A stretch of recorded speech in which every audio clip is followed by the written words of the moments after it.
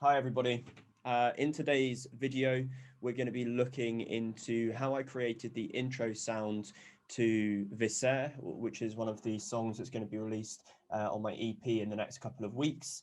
What we'll do is we'll break down just exactly how this sound was created and then how you can use this technique in other parts of your music production to add some nice variations to your various growls and synth elements. So let's jump straight into the video.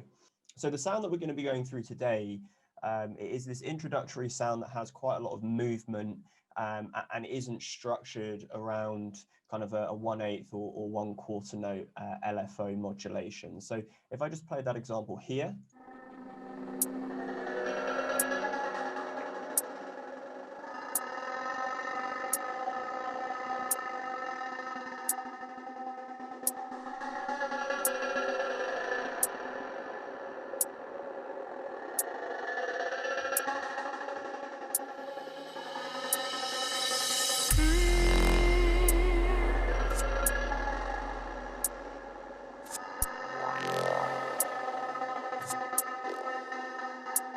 So as you can hear, it's quite an experimental sound. It's not following kind of the hi-hat intro pattern in terms of the way that it's been modulated, and it just creates a really nice, unique feel to the intro. Now, it's a really simple sound to make. I basically just came up with it when I was messing around with some auto pan and some filters. And what we can actually do is use that same idea, but as a mid frequency, sorry, a mid growl, a mid bass growl. So this.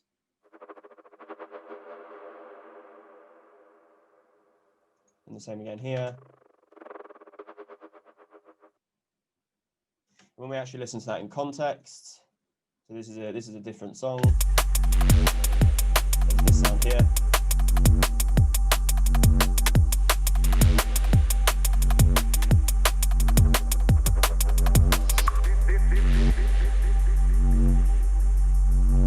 So it's just a nice little unique sound, and it's very easy to make. So what I'm going to do is just create a new live set, and what I've taken is a sample from that song that I just played, so that we can essentially speed the process up a little bit. So really, what you want is a mid-frequency growl, which we have here. So if we listen to this on its own, it's really not going to sound very nice because this is the raw audio recording. So let's just have a listen to see how that sounds. Yeah, I mean, immediately that is just way too loud. So let me just get rid of some of these nasty frequencies.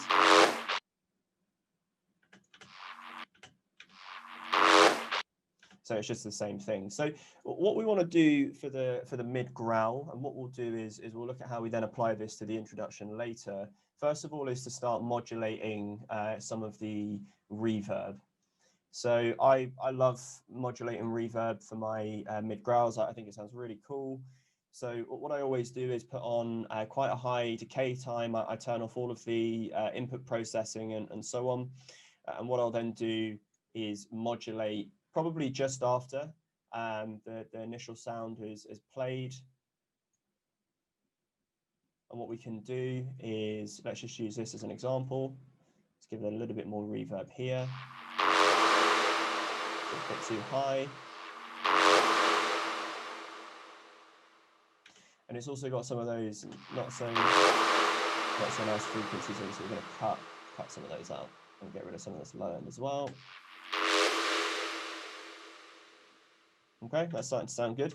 And what we can do from here is we can then begin to modulate how this reverb essentially plays out throughout the rest of this sample. So if I was to create another peak here and just remove that slightly.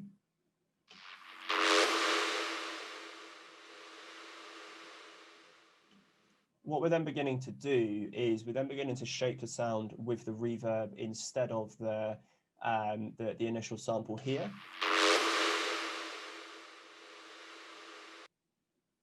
Maybe we just want that tailing out a little bit.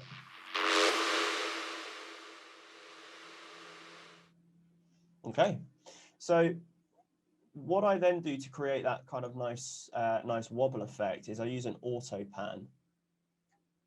And what this is going to allow us to do is essentially pan very quickly or very slowly the sound to either headphone. So you can see here we're just adjusting the rate. We can do this by and actually have it mapped to the grid of the song. But for these particular sounds, I actually prefer to do it by modulating the rate using hertz instead. So if we just listen to what that sounds like without any automation.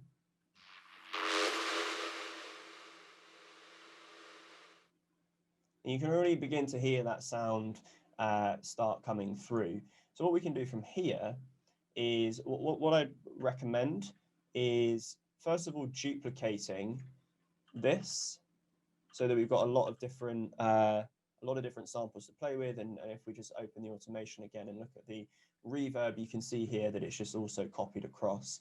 Now, what we might want to do is we might want to kind of change some of these so that there's some variation in the actual the reverb itself and the way that it's being played.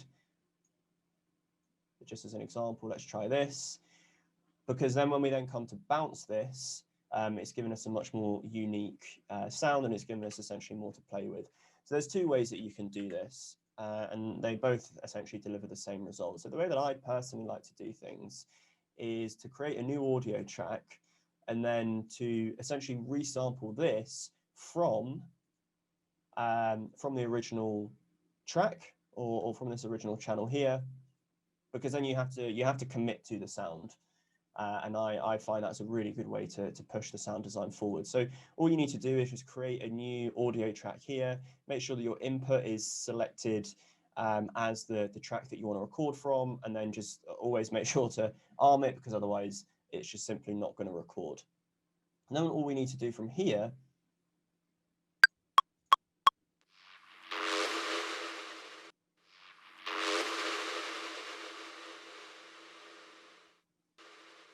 you get the idea. I actually quite like the sound of this one here. So what I'll do is I'll split that apart and then I'll mark it as green. I think there's one here that I didn't like as much. Maybe it's this one. Maybe it's this one.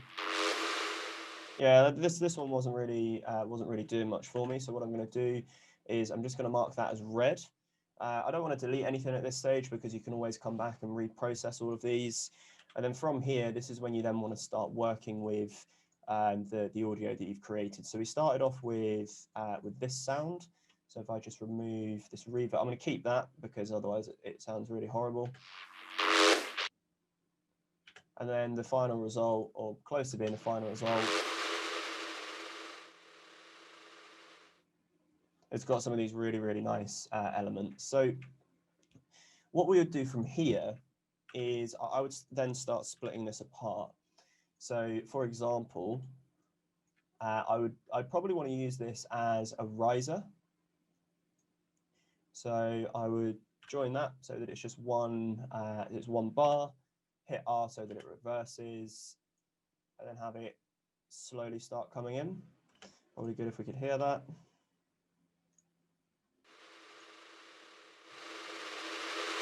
And that's a really nice way to then introduce a new section of your song.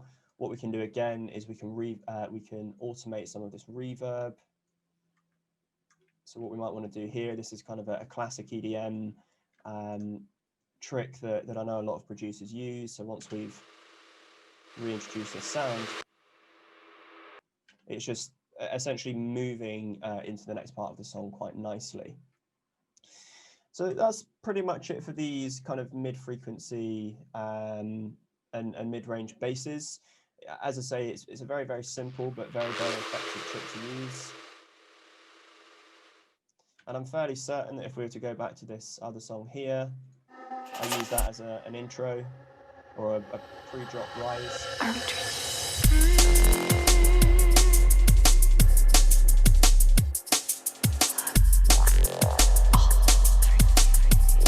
Yeah, so you can hear it here.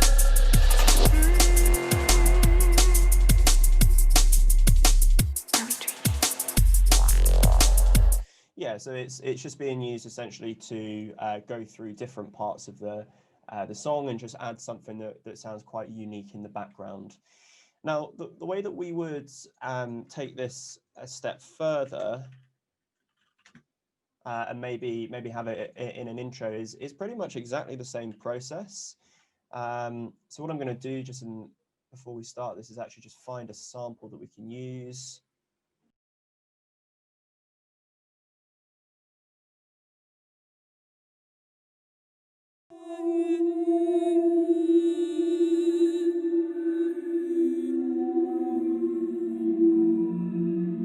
Yeah, so that's actually sounding quite cool as an intro.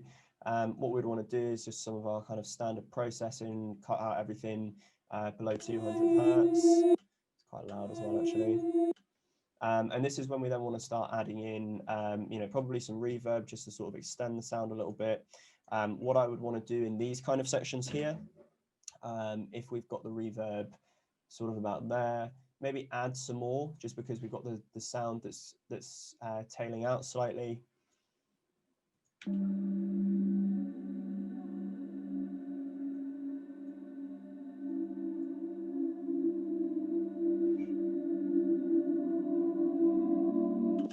And what we'd probably want to do from here as well is just start applying some other effects to give it that unique feel.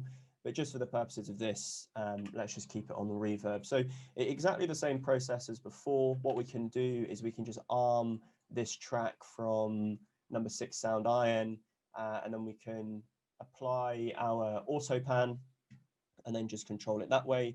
Or what we can do is we can just do that directly on the track itself, and then we can control the automation a bit more. So we're going to put this to 100%.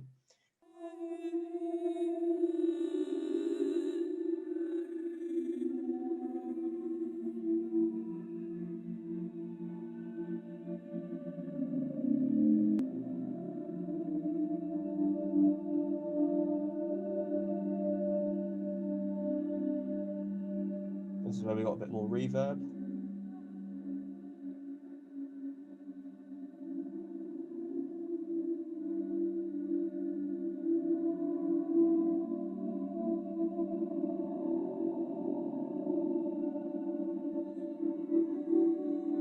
And you get the general idea. So when we've actually completed this, and we probably want to just increase the volume of this just a little bit.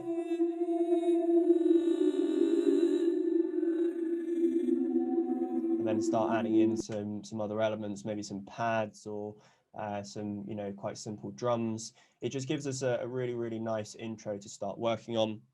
And you can use this technique with a number of different audio effects as well, in actually controlling the effects by recording into a new track rather than going through and adding in as we've done here. Now, when we've recorded, this has actually mapped out it for us. So if we were to, it's mapped out the modulation for us. So if we were to then create another track and potentially recording from this, this is sound iron, turn this guy off, arm this track. Let's just say that we didn't really like this bit here, so we wanted that to come down, and so on, so you can control it however you want.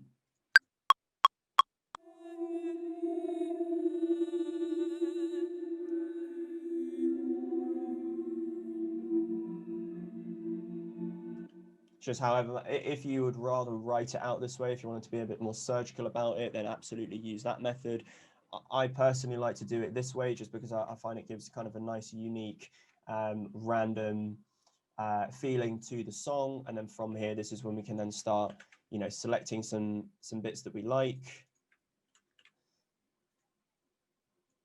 And then we can then start adding in, perhaps creating some risers from this. So if it's freeze this, what we've then got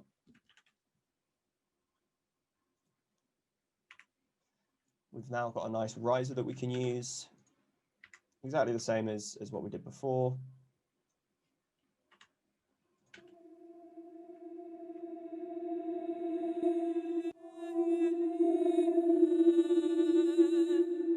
and just a nice way to start transitioning into some new songs.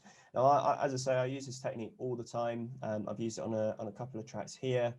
All of these are most likely going to be released on my EP in the next couple of weeks, so make sure to check that out. Don't forget to like, comment, and subscribe if you found this video useful, or if you've tried it out in any of your songs. And make sure to turn on the notifications so that you don't miss any more of these music production videos. Many thanks. Have a great day. Bye-bye.